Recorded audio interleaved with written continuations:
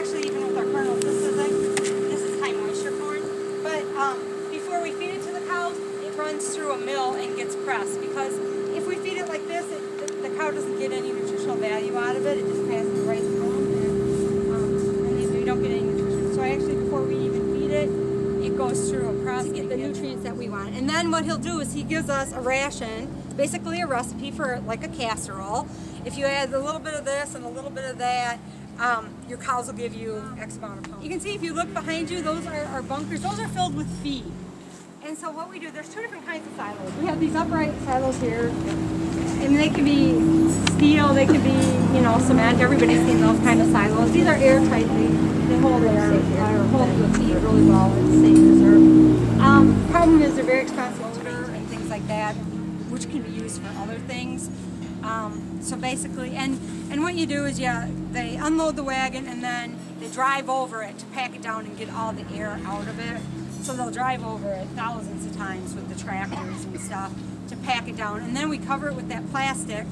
And then over the top of that, we put these tires to hold the plastic down. Because if there's holes in the plastic or anything, then the feed goes bad.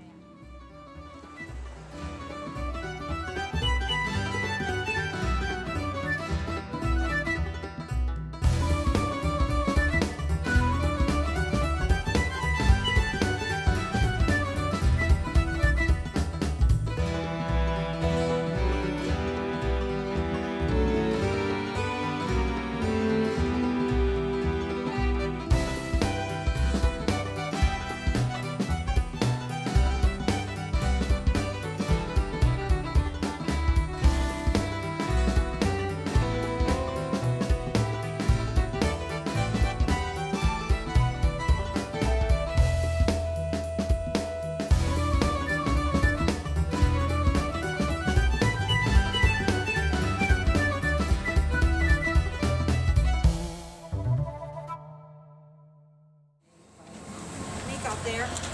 And so my nephews came and did our chores, and then as it turned out they actually did vacation too, and so then when they were gone we did their chores. But if it's just one of us that wants to be gone, then everybody else picks up the slack. So, I mean, we do, like, you know, we try to go after probably 4 or 5 years, we go to the Dallas or something like that. So like, things like Christmas and Thanksgiving are scheduled around the daily chores. We still got to be back to do chores or Christmas. We still got to go.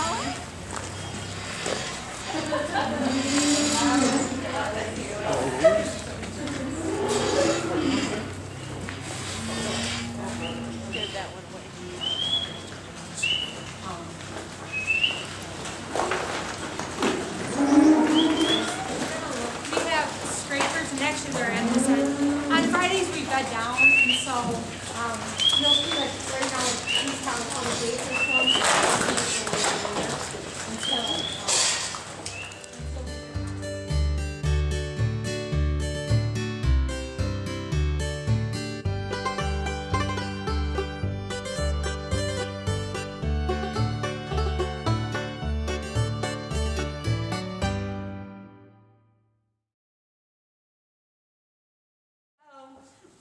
everything I read, and just, like I say, I just have a lot of respiratory problems. And okay, so this whole barn here, is 3 years old.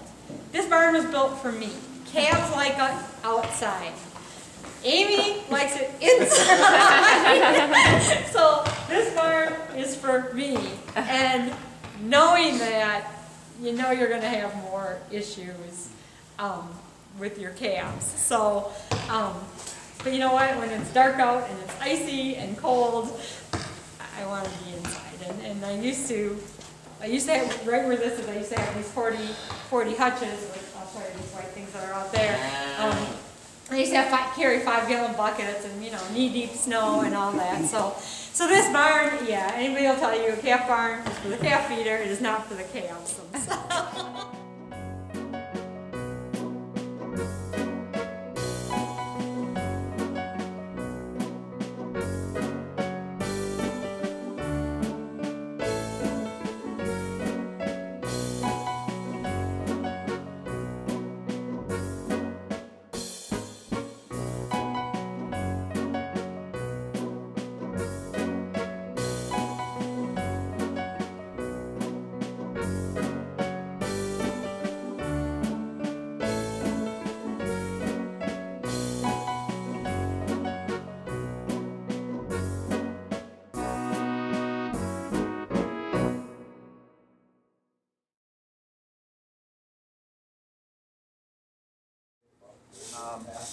This is our main facility here in Clinton, although we have multiple locations throughout southern Wisconsin and northern Illinois. Typical of small town egg supply firms throughout the Midwest and throughout the United States. Almost every small town that's in an egg community will have some sort of facility or egg supplier that will supply chemicals and fertilizers and seeds. And then they'll also have country grain elevators that basically are the first point of delivery from a farmer. So grain will come in here, and we'll combine it, we'll dry it, we'll store it for farmers, and then we'll in turn, as farmers sell it, move it on to the Illinois River, to various ethanol plants, or sometimes we export grain by container. So in Clinton here, this is our local office for our fertilizer, chemical, seed, and grain elevators. And that's this complex that we'll walk through today. We also have a wholesale feed business that's a little bit different than what would be normal in a town. And that business buys various products and then wholesales them to lawn and garden stores, feed mills, places like ourselves. They handle things like bird feed, salt, concentrates, bag lawn and garden products, and that type of thing. This building used to be an old dairy, and this whole area that you just walk through, the offices and all through here, is just chemicals. And now they concentrated those so much, so instead of putting on pounds, you put on ounces. Instead of putting on gallons, you put on fluid ounces. So everything's gotten a little bit more concentrated and stuff. So this is just what used to take up rooms and rooms and rooms are now just these little packages here that you put on just a little bit.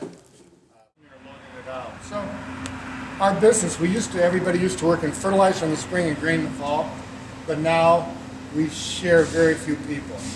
It's pretty much every group's institution around. So your employees are full-time and you keep them employed all year long? We do. I would say 90% of our employees are full-time, 10% or so. Other than that, we're pretty fortunate, but yields in this area are down 40 to 50%. Does it drop? What did the corn and the beans average this year? In this area, corn will be lucky to do 100, where typically we're 180 bushel per acre. And beans were probably 40, and typically we're 50 to 55. Right. So beans were down 30%, 25 to 30%, and corn was down 40 to 50%. Doesn't that vary a lot according to soil type? Yes, it does. In the previous crop, corn on corn was down worse than corn on bean ground, just because of the rotation. Rotation helps a lot, especially in a poor year, drought year, a challenge.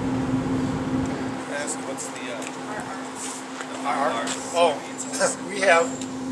we have our food grade program is non-GMO soybeans that haven't been genetically modified. And for commercial beans, most of the soybeans in the world go for crushing. They take the soybeans and they crush it, and they end up with soybean oil that you see in salad oils and mayonnaise, all kinds of oil products, edible oil products. And the other byproduct is soybean meal that goes in as livestock feed. And I don't know, are you going to see any hog producers today? Okay, well, hogs are a big user of soybean meal for protein concentrate.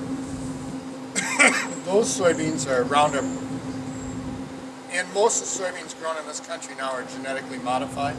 So our RSV means Roundup Ready soybeans. So we keep that separate.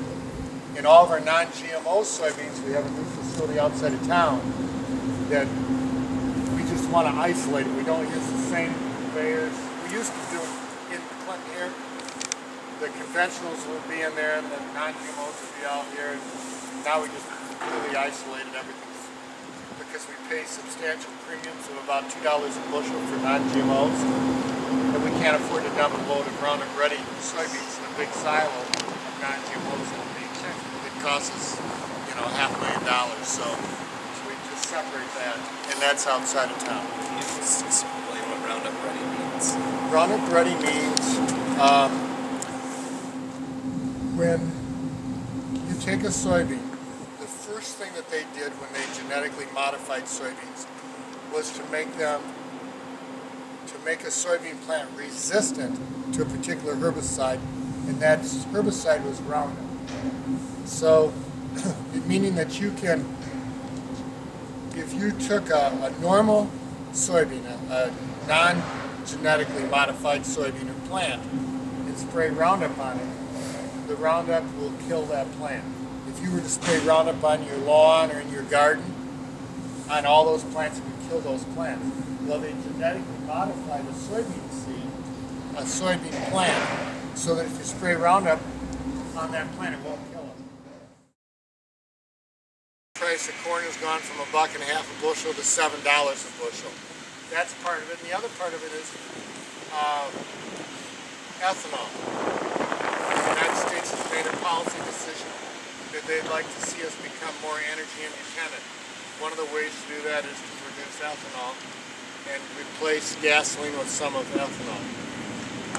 Because of that, it also has had a big demand for grain or corn. So a lot of long-term storage is not needed. In fact, the grain that's harvested this year will be used up this year. In fact, the United States is going to be very close to running out of grain this year before its new crop, and we're going to actually be importing corn out of South America into this country because of the drought we couldn't produce enough. So big buildings like this really aren't, for long-term storage, really aren't. If you had a dairy farm, if you had dairy cattle or hogs or some kind of livestock, now you can count on one hand between here and Belvedere probably the people that have dairy or livestock in this area. And so our business has changed also. Back when I was very young, we used to grind feed for dairy farms. Now our feed mill, now it's all we do. Our biggest, two biggest feeds that we make are horse feed and bird feed, wild bird feed. So that just shows you.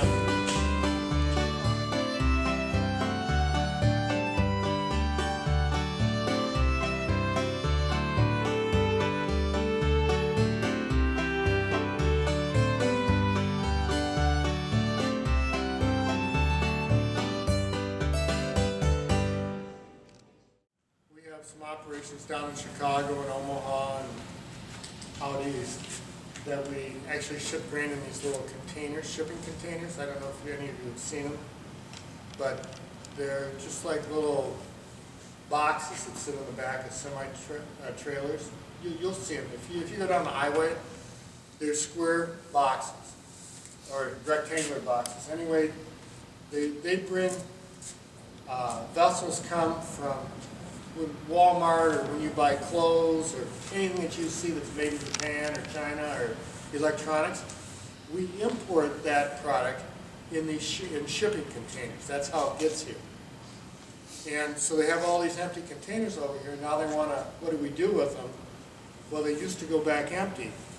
Well, then they said maybe we could generate a little bit of revenue by putting grain in them or feed or scrap steel or paper products.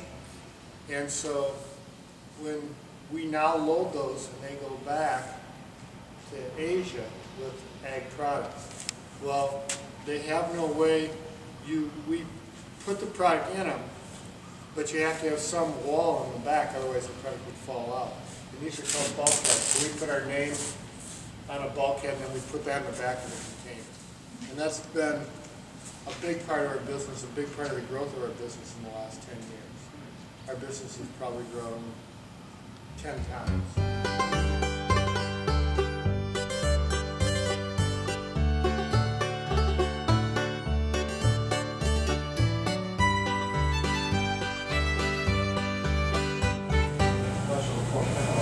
This is our frozen section, obviously. Fresh section's over there. We try to buy from local, like Decatur dairy. That's where we get a lot of our cheeses and cheese curds and stuff like that.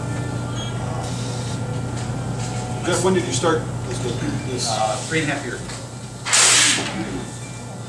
It's relatively new to the area. Quite a project, quite an undertaking. I generate the whole project myself. Did all the digging, backfilling, lined up the concrete. I had a guy build the building. You do? Concrete work, all that. Building all the sewer structures, the rail system, I did all that. I kind of copied another guy's plan on the north, and I changed what I wanted different. Went to a lot of plans. Asked their ideas, you know, what would you change, what would you, maybe done different. Got a lot of ideas. That helped me a lot. Extremely a lot. I've been raising beef and cattle. Cattle and hogs my whole life. Is that all you need? Just wanted the right market. I think the community needed it. Because we don't have a cover. Grocery store.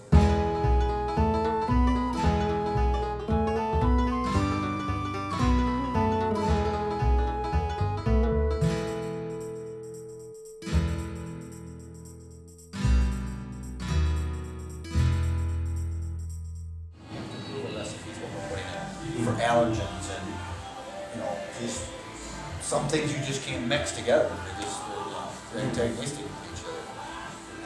And, you know, we make some kind of crazy rots. But it's just documentation that they approve it. So if somebody gets sick, and say, state approved this. This is, you know, we do some stuff that has allergens in it, MSG stuff. You know, you can. When we're brining, yeah, you have a lot of nitrates, but when you cook it, it takes the nitrates out. I mean, people understand. But you can use, some people use celery as their nitrate source to cure their stuff. Do you know that celery has more nitrates than any other food there is in the world? No. Isn't that crazy? I didn't know that until I went to Hassan. I was like, you can't use celery? But celery is the highest nitrate food there is. It sounds. Celery tastes like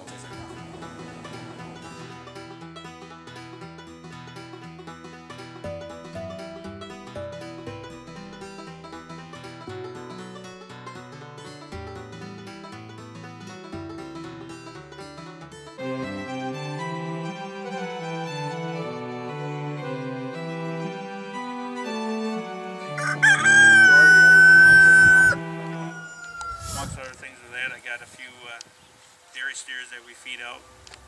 I have a few pigs elsewhere at another property that I feed out, and of course you see the horses out on pasture. Some of the field work we're doing, we do use the horses in the field, where they're raking hay, cultivating. We can go over some of the equipment using with the horses there.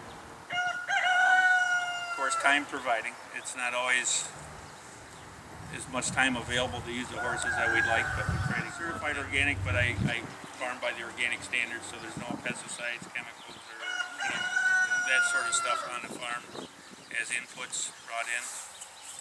A few crops that we raise are corn. Obviously, I do beans every once in a while. Oats, barley, wheat. Equipment right here. Does anybody know what it is? Corn picker. Not a corn picker. Quite.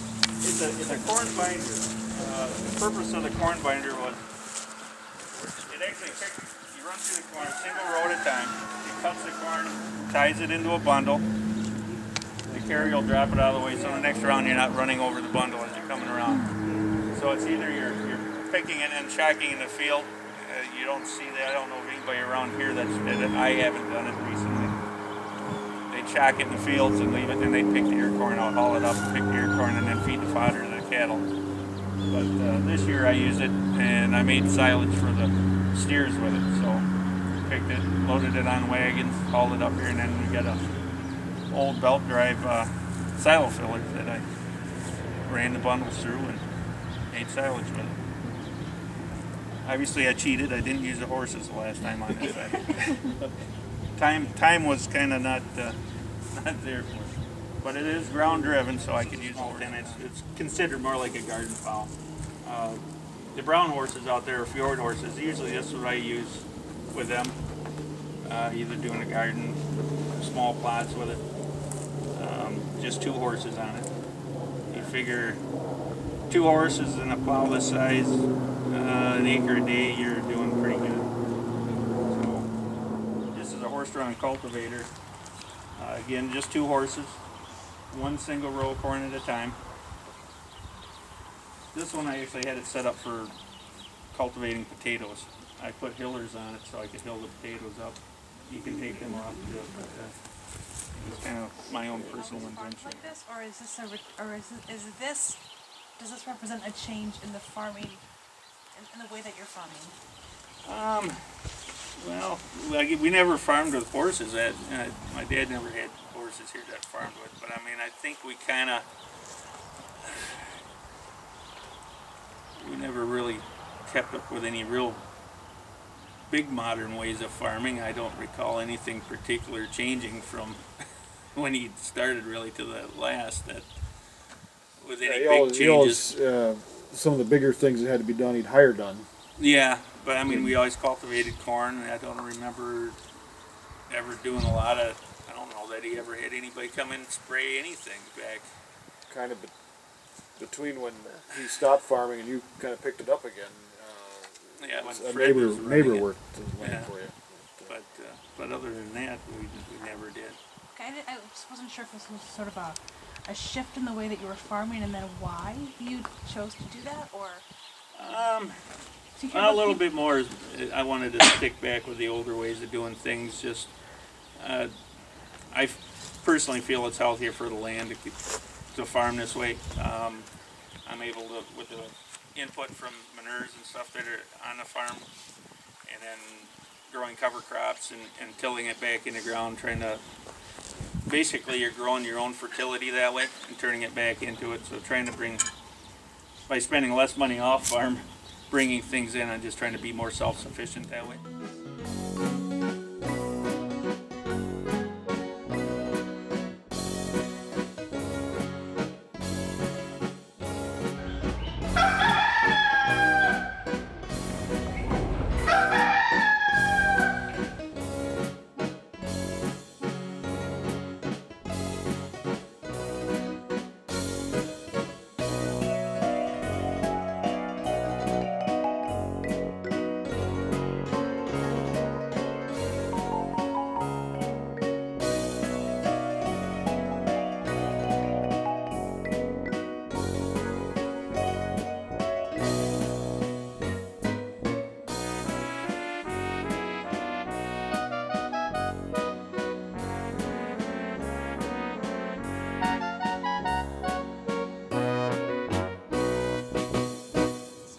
Present at our table, Lord, here and everywhere, Lord. His mercies bless and grant that we may strengthen for thy service. Be present at our table, Lord. Be here and everywhere adored.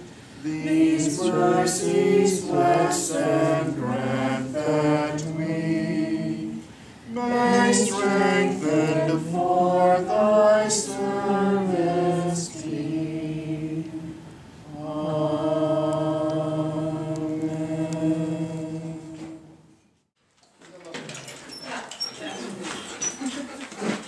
This is our stanchion farm. We go to the cows. Unlike at Pilgrims, the cows come to them. We take our machines, we start at that end, and then we work our way. It takes about hour and a half to do it. 47. But we actually switch cows because it seems like we can't quite get down to Marshall and then another cow kid. So we're constantly trying to juggle it. Ideally, we'd like to stick with the barn fold because we aren't set up for switching too well. It takes an extra 10 minutes. Bear wants the milk. Come here, Bear. Oh, you won't hurt her. She won't mind. You got it. Sure, you got it. You got a good stream.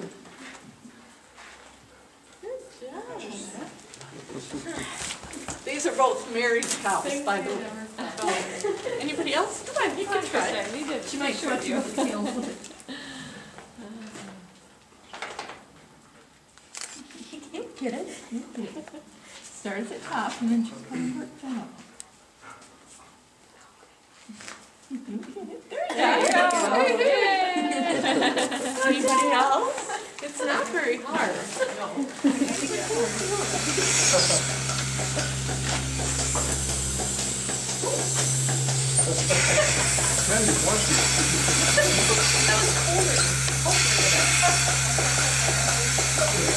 It's warm because our milk is warm.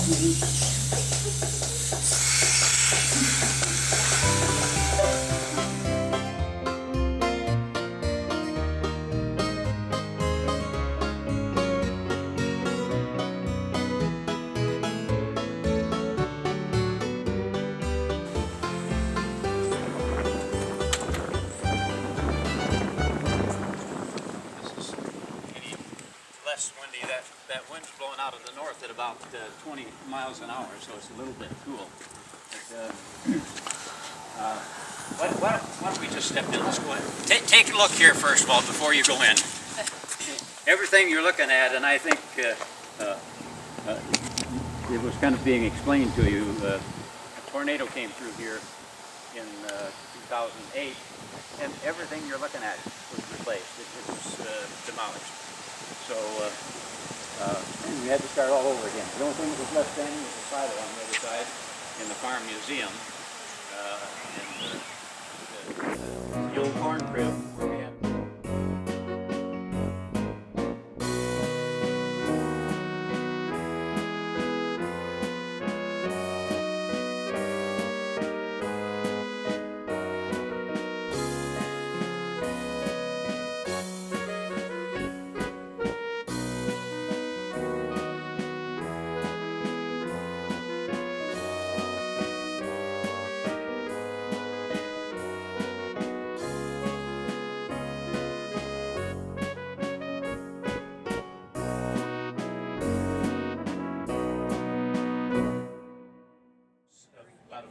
And you're all aspiring pastors, is that right? Well, bless your heart. I'm always thankful to see young people taking on the ministry. That's very important.